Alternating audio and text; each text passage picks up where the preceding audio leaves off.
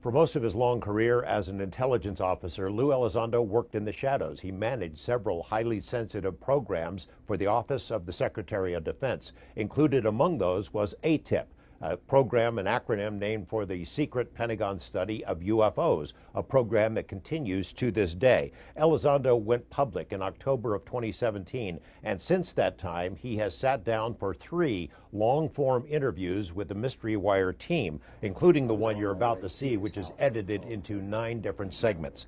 As with our first interview, this one goes into considerable detail about what he did for the Pentagon, what he learned about UFOs, and why the topic deserves further study. What's different about this interview from the first one that we posted on Mystery Wire is the questions.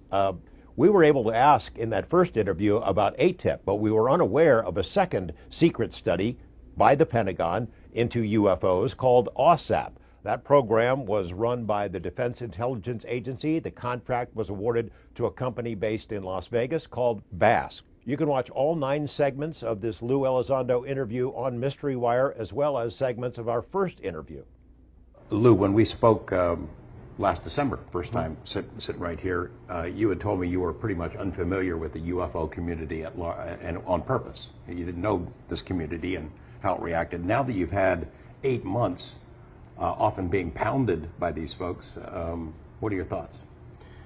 That largely remains true to this day. I have purposely continued to try to sequester myself from the rest of the larger community on purpose. It's not that they don't have anything good to say. I'm sure they do, but I am consciously trying to avoid having any type of analytic bias introduced into the analysis of the data that we're engaged in. So what do I mean by that?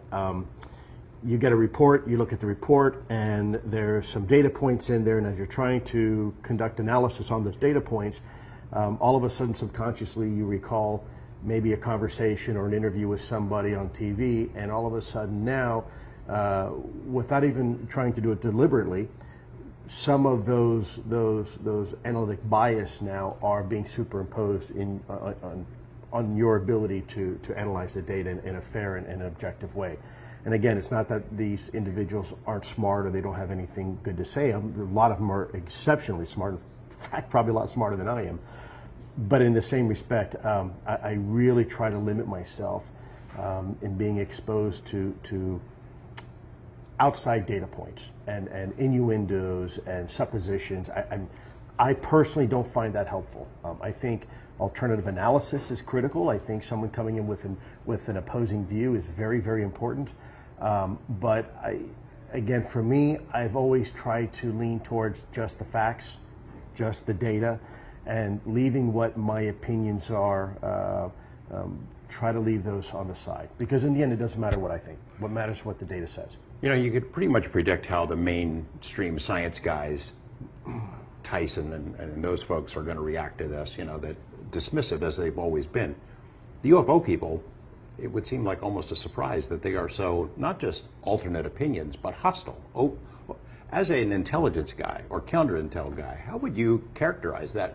I mean, is that a predictable kind of a thing? It is, and I think it's not just the UFO community or anybody else. I think anybody who has a preconceived notion of what something should be, and we saw this even in DOD with senior leadership. They get an idea in their head and they think this is the way it's going to be.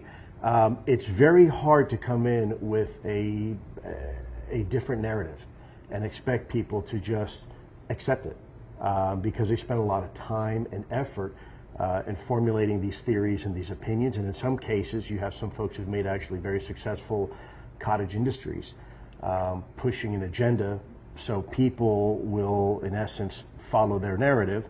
And then all of a sudden, you have some information that contradicts that. And it can be a hard pill to swallow. And really, you have 2 choices: either A, get on board, or fight it, and sometimes fight it violently. And we've seen that. We've seen individuals who are absolutely opposed to what we're doing because, in their opinion, it does not conform to the narrative that they have been pushing for a long time. Now, you said something that I would like to address as well concerning folks like Mr. deGrasse Tyson, the very famous, very, very intelligent physicist. Keep in mind, he and others are also subject to the same analytic bias. Let's look at it this way. Here's a gentleman who spent a good portion of his younger career proving the existence of something that by definition can never be observed.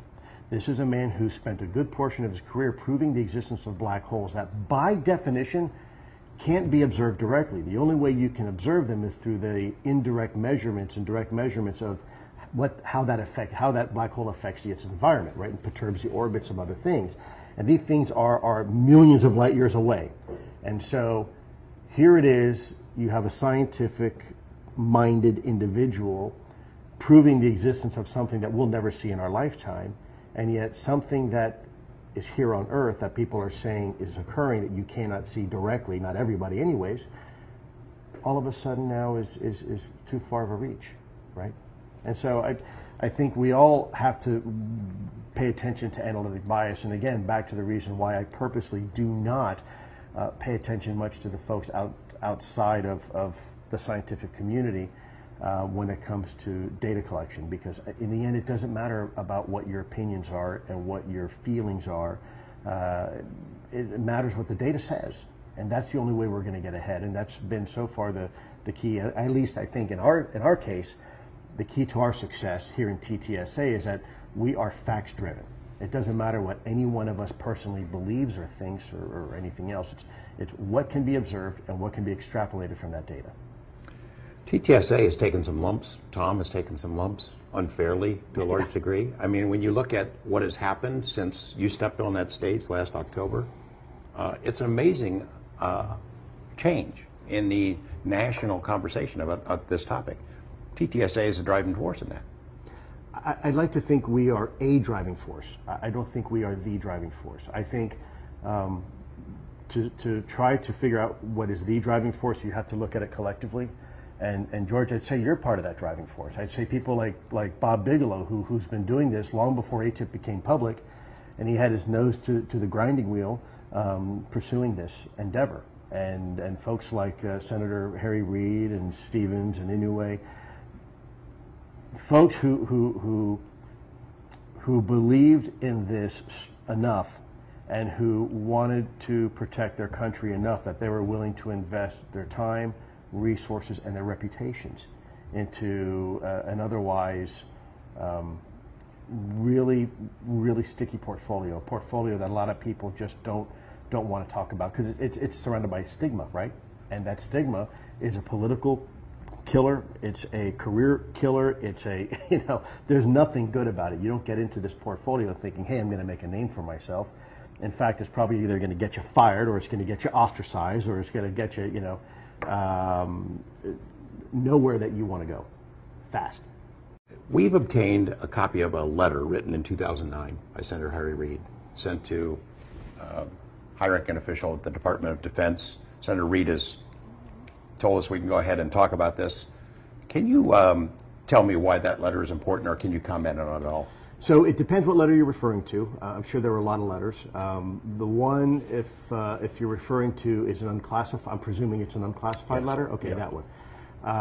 Yes, I have read that letter. I think that letter portrays a very compelling picture to the Department of Defense that the preliminary results of the ATIP program were warranting an increase in the protection of that information, i.e. that the results were coming in and the preliminary results were such that we need to take extra precaution protecting this information and the results because the data was very compelling and it was very, very legitimate. It sort of responds to some of the criticisms that have come toward TTSA, toward the UFO subject in general. It basically outlines that this program, ATIP, and the BASS study were successful. They zeroed in on a lot of useful information. Absolutely was successful. It was absolutely successful. That is undeniable, to the point where that point was raised to senior levels of the Department of Defense and the U.S. government. I think when we're looking at this topic, it's important that there's a lot of things that TTSA is working on at any given time. Just because we're not public about it doesn't mean we're not doing anything about it. As you recall, first of all, there were 2 videos that came out. New York Times, by the way, got those independently, not from me. And everybody said, oh, you got 2 videos, that's great, and then nothing. Oh, TTSA's got nothing else. Then all of a sudden, another video gets released. People, well, okay, maybe they got something. Now they got nothing else. It's, been a couple months, 3 videos, that's it. People don't understand, and I wish we could communicate to the audience that we are working a lot of things back channel that are trying to help drive this conversation and take it from the fringe and that relegated to kind of weird stigma type conversations, and bring it not only to the mainstream, but where you can have this conversation over a dinner table with your family and not feel strange or freaking people out. Because in the end, what may be considered quote unquote supernatural in the end may very well be just a natural part of our world, right? So I would submit to you that probably the cell phone that I used to call my family, my wife, 30 years ago was considered supernatural by many. And now it's just natural. In fact, pretty much anything by definition is supernatural until it becomes natural, right? So I think hopefully we can help drive that conversation and remove some of the stigma. Look, I'm sorry to say, but let me put this out from a DoD perspective. Years ago, it was taboo to even mention gays in the military, right? Oh, we can't do that. That's too far of a bridge for us to cross. We're not going to get there. It's too politically charged. And now here we are in modern day, and nobody has a conversation because it's normal, it's routine. There's no stigma. Yes, you can have gays in the military. Who cares? We still are the best military force in the world, right? Nothing has changed. But it took, unfortunately, a very, very long time for the gay community to get rid of that stigma so we could have the conversation at the highest levels of government and realize our policies were flawed, right? And I think this is very much the same way. Now, someone's going to come in and they're going to say, well, Lou, you can't compare what you're doing to, gays in the military. Well, I'm not necessarily making a direct correlation. I'm just simply using it as an analogy that there have been historically topics that have been taboo, that have been proverbially radioactive in the Department of Defense, and all of a sudden now we realize, looking back 20 years, well, that was silly. Why did we even care? So what? It's part of reality. And I think this is very much the same way. This is a conversation that hopefully in 10, 15 years, 20 years, we will look back as a nation and say, wow, we really hindered ourselves by making this topic taboo when we didn't have to. Well, TTSA has done a lot to move that ball down the field, to have the national conversation. There's you on Tucker Carlson, and then another night is Chris Mellon and on CNN, and all this kind of attention that I'm sure you never wanted to have. No, I can assure you. It's an amazing thing. I mean, it's an amazing transformation. You have critics saying, oh gosh, we want it all, we want it now. It can't be fast enough. Right. But it has, the progress that's been made in 8 months is remarkable. Yes, and a little scary. I wouldn't have expected it to go this far, this fast. I think we need to make sure that it's a bit like riding a wave, right? You don't want to get caught flat-footed and get behind the wave. So we need to make sure that every action this company takes is deliberate and it's planned. Even though it may not necessarily always be public, there are things this company is doing behind the scenes that I think I'm not sure any other company has been able to do yet. Now, with that said, this company, I can tell you, as a matter of fact, would not have been able to do what it is doing now and today if it wasn't for some of the hard work that other companies were doing in the past and weren't getting any of the credit for, like Bigelow Aerospace and some other companies who were busy working behind the scenes, busy making things happen, collecting data, conducting the analysis, and yet nobody had a clue what was going on. And I don't think we, TTSA, would have been able to do that. I know we wouldn't have been able to do that if it wasn't for the hard work of these men and women in these other organizations, and even within the U.S. government too. So I want to make sure it's clear that the U.S. government is not our enemy. The U.S. government is our friend.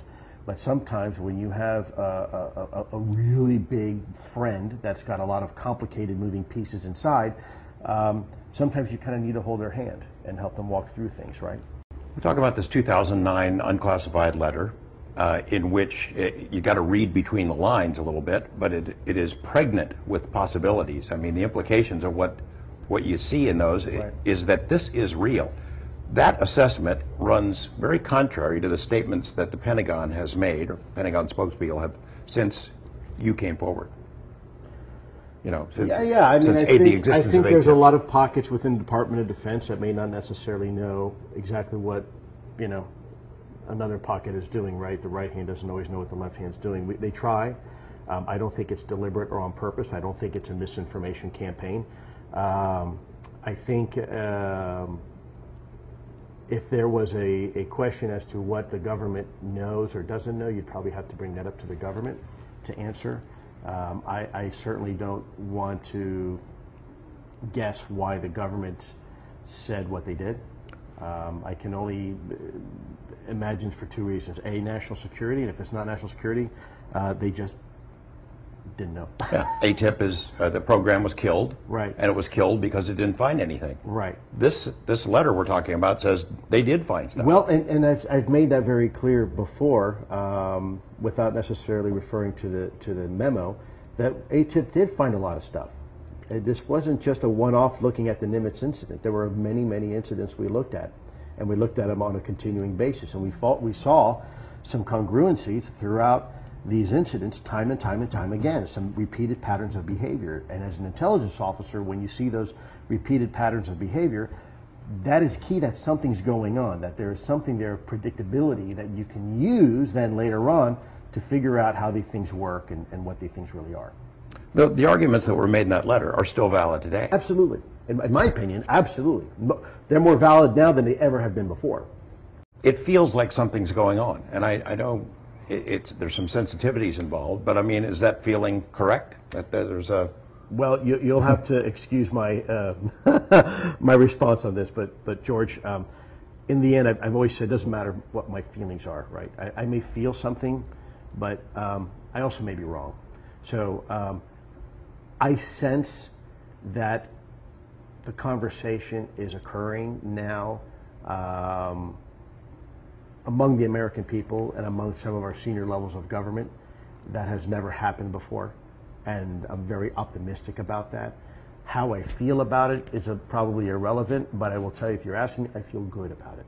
I feel that finally people can have a rational conversation, and people much smarter than me can figure out what the hell these things are. Well, the reason you left is because it wasn't getting the attention it deserved, in your Absolutely, opinion. absolutely. Same argument that this Right. essentially I actually makes. left out of loyalty, not disloyalty, because I love the department and the leadership so much, particularly Secretary Menaces, that there was no other way for me to communicate that these things that we were seeing and experiencing were real, and that they were being collected by not just grandma in the backyard shooting a camera and seeing some lights back there.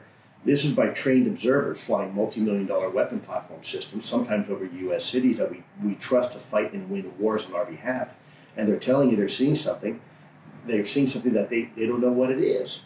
And we have to pay attention, which is backed up by the electro-optical data, which is backed up by the radar data, which is backed up by, more and more and more layers. At some point, you have to look and say, there's an old saying we have: if you see it once, it's an anomaly. If you see it twice, it could be a coincidence. If you see it 3 times, you're probably looking at a trend, right? And so that's what we're seeing. And when you're building this mosaic, you're building this, for lack of better terms, this jigsaw puzzle. People will say, well, how do you even know where to begin? Well, you begin with the first piece, right? You take a 1,000-piece jigsaw puzzle, and I'm not very smart, so I'm not very good at building these things. So what I usually do is take the 4 corners first, and I set those pieces aside, because you can tell what are the 4 corners. Then I take all the pieces that have the straight edge, because I know they're going to be the border, and I set those aside, right? So that's in another little bin. And then what I do is I take all the pieces that are kind of the similar colors, and I'll take those and probably figure they're probably part of the same scene, and I'll set those aside. And before long, my daughter and I went from having a 1,000-piece jumbled mess to now we have 5 or 6 bins that we can say, okay, these are the common pieces that are going to help us now put together the picture. And so very much, I know it's a very poor analogy, but very much that same methodology, we did that with an ATIP. We tried to find those commonalities and bin those in what we now know as the 5 observables, that have come out as the 5 observables. And that has helped us really focus in on collecting the data pieces that are very important, or the pieces of data that we don't have yet. Can you describe, there is confusion about ATIP, ALSAP, BAS, Sure. different acronyms, how that all, you describe your network of guys. Sure. And how that interacted with the others. So, George, understand when we first came out, I was only in charge of ATIP at the time. So it really wasn't up to me to have a big, lengthy discussion about ALSAP before that, Advanced Weapons Special Application Program. But in the end, I knew that information would eventually come out. Enough people are asking the right questions that it would come out. And I want, it needs to come out, but it can't come from me. Right. Because that really wasn't, that started before I came on board, and therefore my knowledge of it is a bit limited. So in essence, in 2007, the initial program was called a WSAP program. And it was that name for about 9 months. And that program was later refined. It was a bit of a shotgun approach to the phenomena. So it included a lot of stuff in this program on trying to figure out how these things fly and where they're coming out of, where they're going, and things like that. When I came into the program, the name had just been changed to AATIP, Advanced Aerospace Threat Identification Program, ATIP. Not Advanced Aviation, Advanced Aerospace. I know people keep saying it's Advanced Aviation. It's not, and eventually that'll come out too, and people will realize that's not the name. It's Advanced Aerospace Threat Identification Program. And so when I came in, the name ATIP had already been issued, and that's what it was being referred to as. Now, whether it was not a nickname or a formal name, it was a formal name for us. It was briefed as ATIP. But if people want to, argue about semantics and they want to say it was a nickname, that's fine. But it wasn't really a nickname, at least not for me and the guys and the gals that were working with me. So it was ATIP, and that's how we briefed it. But anyways, that focus was really on the more of the nuts and bolts, looking at what it is and how does it work, right? And as I've said before many times, that was our focus, and that was ATIP's focus. So we went from a broad kind of spotlight approach to more of a narrowly focused laser approach, trying to figure out pieces of this, because it was just too much of the elephant to eat in one bite, frankly, in my opinion anyways. Could be wrong, but looking at now, hindsight being 2020, the AWSAP program, given the resources, $22 million would never be enough to really follow down each and every rabbit hole to do this conclusively, in my opinion anyways. So it was refocused to ATIP. I took over in 2010. The programs continued to go as ATIP. 2012, that initial 5-year funding dried up, so we were issued more funding in 2013, 2014. Unfortunately, the verbiage in the way it was written in the bill, that when it finally came out, another office in the Pentagon took our money that was intended for our office, unfortunately. And I won't go into detail what office that was, but the office took it, and we were unable, because nobody was read into the program, to step up and say, hey, that money was intended for us. So the program was indeed intended to be funded well beyond 2012. Interaction between you and your group and the ALSAP Bigelow Bass folks, conversations back and forth? You've got to get an idea what they're doing. Routinely, of course. We didn't do anything without talking to each other. What about Skinwalker Ranch? Did you get reports on that, or can you say? I would prefer to defer that question, if that's okay. Let's do a hypothetical. Sure. The kinds of phenomena that have been described there that were investigated by Bigelow, both as BAS and as NIDS, are confounding in the sense that they never repeat, and that same thing doesn't happen again. It almost seems to be like the approach would be to study it as an intelligence issue than a scientific issue, or as an intelligence. Well, I think there's always an intelligence aspect to any big question, right? You have to ask questions. Let's take the nature of Skinwalker out of the equation and just look at it from an intelligence problem. You have to ask yourself, A, is this something that is naturally occurring? Is this something that is being deliberately done? Is this something that another nation could be behind, trying to influence us? Or is this something that is occurring that is just a natural part of being a human being on this planet, right? And a bunch of other possibilities as well. So we're looking at things through the optic of trying to determine exactly what are these things that are being detected, that are being observed, that are being reported, and is it something that is naturally occurring or not? And when I say naturally occurring, it doesn't necessarily mean naturally occurring as part of a weather pattern. This is an awfully big universe we live in, and we now realize through theories such as string theory and M theory that the universe in which we live in may be part of a much bigger neighborhood of universes, part of a multiverse which resides within one great big superverse. And this is not just mere speculation. There is scientific evidence right now that even some very serious scientists are looking at. Give you a case in point. The supposed lopsided nature of our universe. When a hand grenade blows up, it tends to blow up in a somewhat symmetrical pattern, and yet here is our universe supposedly originating from a Big Bang, and it seems lopsided. And so some scientists now have speculated it could be that way because of the gravitational force from a neighboring universe. Those gravity effects are actually affecting our universe over here, right? Is it proven? No, but it is a theory. And so I think whenever it comes to things like Skinwalker Ranch or anywhere else, I think we have to keep an open mind. Again, 20 years ago, my cell phone, my iPad, maybe 30 years ago, was paranormal, right? It was supernatural, witchcraft, voodoo, and now it's routine.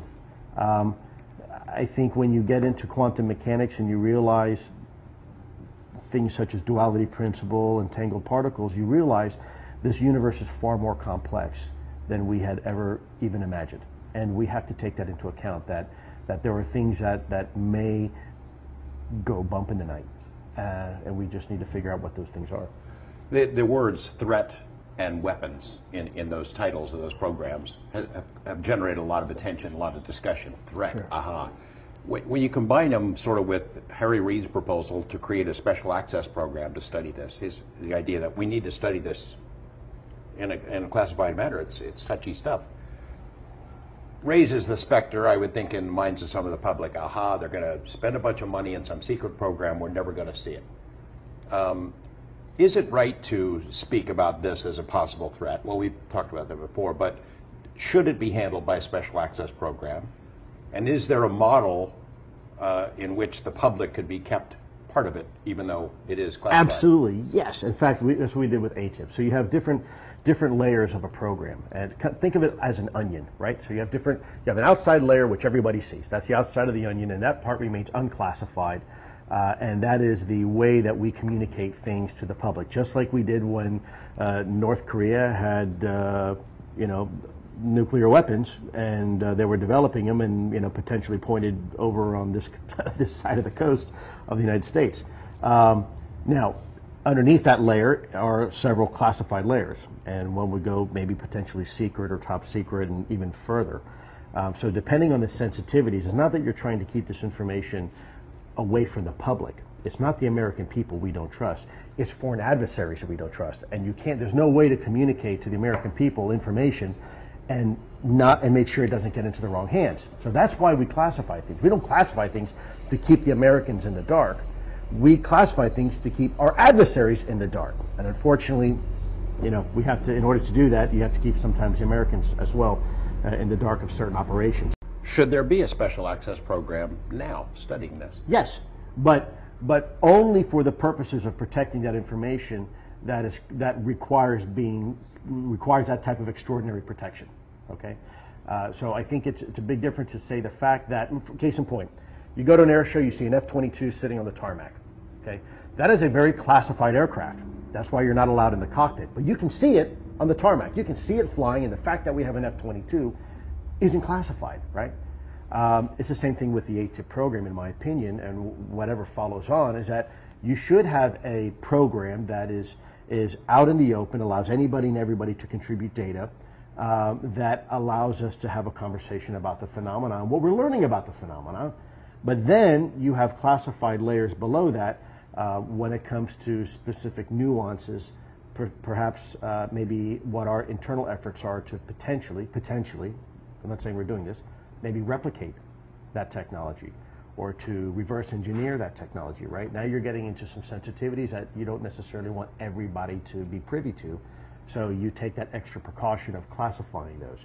So the fact that we have an ATIP and the fact that we're learning things from it shouldn't be classified, but maybe some of the key advances that we are doing as a nation, if we are doing them, should be protected. You know, statements that Hal Puthoff made, your colleague Hal Puthoff made in Las Vegas to an audience a month ago, statements that Dr. Eric Davis has made in a couple of interviews, suggest that there's some material from somewhere else. I asked you about this before, and you weren't able to comment. I suspect you can't comment now, but it sounds like we've got some stuff from somewhere else. We can't explain where it's from or how it was made. Well, and precisely the reason why we need people like Hal and Eric Davis to research this stuff. When material comes in, look, you don't know at the time, you know, you pick up a piece of, or have delivered to you a piece of metallic, you know, slag that frankly could be, it could be to a vehicle that we've never seen before, or it could be part of an alternator to a 1984 Cadillac. You just don't know. So we have to be very careful when, if our company and when our company receives material, or the U.S. government, by the way, that you do your due diligence and you don't jump to any conclusions, and you have to let the data speak for itself.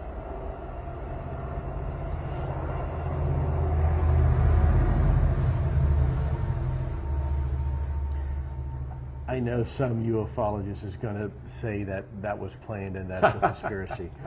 I think we have to let the data speak for itself. And material, you know, there's a lot of things that you could classify as material, whether it's residues, whether it's metamaterial type stuff you want to look at. That's a really broad category of information. People think material and they automatically assume, you know, you've got a craft built somewhere in some hangar.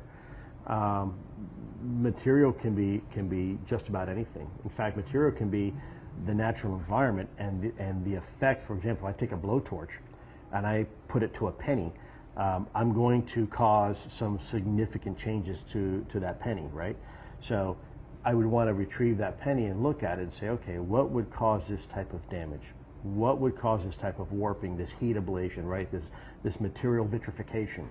Those are type of things that you're going to want to look at very, very closely. And that would also be considered material as well, right? Like a crime scene. Anything and everything that might be related to an event, you want to collect it as much as possible. You'd also want to collect videos where you can. Absolutely. And we have talked about this before. You know, 3 videos have now been made public. There are more, right? There are more. There are more. But I think it's important too, our job in TTSA is not to satisfy the idle curiosity of people out there saying, I want to see more videos. That's not what this company is about. This company is about changing the paradigm in which our U.S. government can finally take this issue seriously without worrying about their political survival, right? Allowing Congress to have a conversation, either an open or a closed session, saying, all right, guys, gals, what do we do about this? This is obviously something that looks pretty legitimate. What are we as a country going to do about it? You, executive branch, what are you prepared to do right now to help collect more information and analyze this information? And who's it going to go to? Who's going to be the single belly button to do this, right? That is what TTSA is trying to accomplish, among many other things. But we are not here to satisfy the idle curiosity of ufologists or weekend enthusiasts because they happen to want to see another video. And I'm sorry, I know people want to see more videos. But in the end, it's not about the videos. The videos is just a tool to help paint the compelling picture that there are things out there. As a nation, we don't know what they are. And that is why we do those videos, try to get those released. It's not so people can sit there and eat popcorn on a weekend and say, ooh, what is that? Or, oh, you know what, that's actually an IR flare from a MiG-25 pulling a 2-degree turn to the west. It's not, and I can't go into reasons why I know it's not and why we know it's not, because we get into classified information. And the reason why you're seeing just a short snippet of those videos is because the rest of it's probably pretty classified. So it's not an attempt to try to misinform people. It's unfortunately, that's all that could come out. Classified because of sources and methods. Correct. But also classified because of what's on the video? Potentially. I can't talk about that. Okay. The reason why information is classified is because there is an original classification authority, an organization that has the right to classify something. And these organizations do a pretty good job of classifying things to protect missions and operations, ongoing and people, right? So you classify things because of sources and methods, and in the end to protect the integrity of the operation. And protect maybe it's American lives or other people that we're working with at the time. And so there are a whole bunch of reasons. For example, maybe you hear in the video beforehand the call sign of one pilot to another, right? Or you hear the AOR that they're flying in, right? Or the type of mission that they're on, or things like that. You know, certain capabilities, certain locations, certain operations that we're not prepared to have that conversation yet. A special access program, let's say theoretically, one is created to go after this again. Would a program like that be given access to whatever's around, videos, materials? If it's done correctly, yes. If it has the authority to do so and it's written down that you are now going to be the organization doing this and here are your authorities, then absolutely. But it has to be something that would be coming down from senior levels of either the executive branch or the legislative branch to require that. And I would go a step further by recommending that, however this is done, that there's an annual requirement to brief up to leadership on the results and the findings of this program, right? Not just let it work somewhere in the back shadows. It needs to, that information that is even classified needs to be delivered to senior leadership in this country so they can make an informed decision. And so they can also make a decision whether to let the rest of us know. I mean, whatever that decision is. Yeah. I'm encouraged by what I'm hearing that there are some individuals, brave individuals in our legislative branch that are finally taking this seriously. Now, when I say taking this seriously, I don't mean that they're jumping off the ledge, lock, stock, and barrel. That they are willing to sit down and have the conversation in a fair-minded, objective way and have the facts and the data presented to them so they can make an informed decision. I find that very encouraging. I think it's also very brave because I think the moment you even mention this topic, you're going to get certain pockets of society that would probably make a call to their congressperson or their senator or whoever it is that's representing them and say, why are you spending my money looking into this stuff? well, some of the people who were successful in participating in killing it before are still there, aren't they? I mean, their knives would be out? Absolutely. Absolutely. Okay. And that's a shame. But again, in the end, look, Galileo did what Galileo did, right? Is FOIA ever going to allow me to access all the files that were produced by BASS or ATIP? Probably not. There are files that are exempt from FOIA. I think people think that everything's FOIAble. It is not. It's not my place to educate people on the FOIA process, but there are specific exemptions. And that will, at some point may come to light. People will understand why things are not being released. Well, one last question. Describe the ride that it's been for you since last October. Suddenly you're a California guy. You're living near the beach and across the country, and you've been on television more times than you ever imagined. So let me give you an analogy, George. Imagine an albino cave newt living in some dark recess of a cave that has never seen the light of day. All of a sudden, and by the way, it's very comfortable back in that cave, taking that newt, that little lizard, and bringing it out into the middle of the hot sun and having people poke at it. I have spent my career in the shadows. The last thing I ever wanted to do was have to do something like this. But unfortunately, I'm not sure there was any other way. The criticism and scrutiny I have faced, I would highly recommend if anybody was ever thinking about this, don't do it. Go get a job at a restaurant. Do whatever it is you want to do. Take up the violin. It has been incredibly difficult for my family and myself. the thing that keeps me going are the fine men and women back at the Pentagon that are continuing to do what they do day in, day out. To a good degree, I'm doing this for them. And then also the colleagues here at TTSA. These are amazing human beings, every single one of them. And they give me the encouragement and the strength I need each day to continue pushing forward on this topic.